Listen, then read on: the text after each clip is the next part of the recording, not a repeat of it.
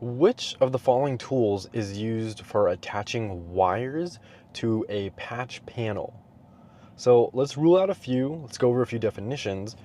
Needle nose pliers are not going to be our answer because needle nose pliers are a general purpose plier tool used for gripping or bending small objects. It's not used for attaching wires to anything really.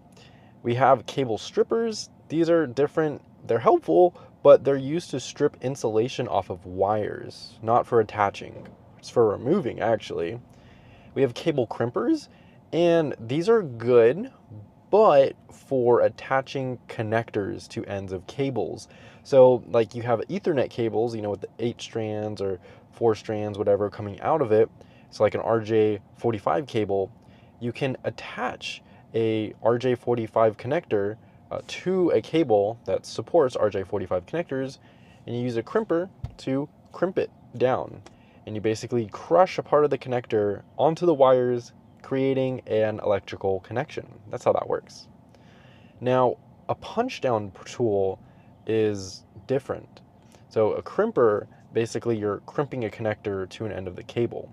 It's not used for attaching a wire to a panel. Just wanted to clear that up. A punch-down tool will terminate individual wires. That's the important part. Individual wires onto insulation displacement connectors, or IDC. So an insulation displacement connector, it's found on patch panels, it's found on wall jacks and 110 blocks.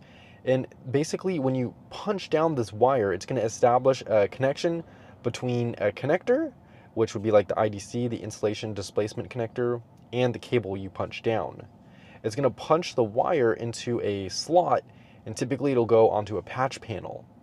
So a punch down tool is what will be used to attach or punch down wires to a patch panel.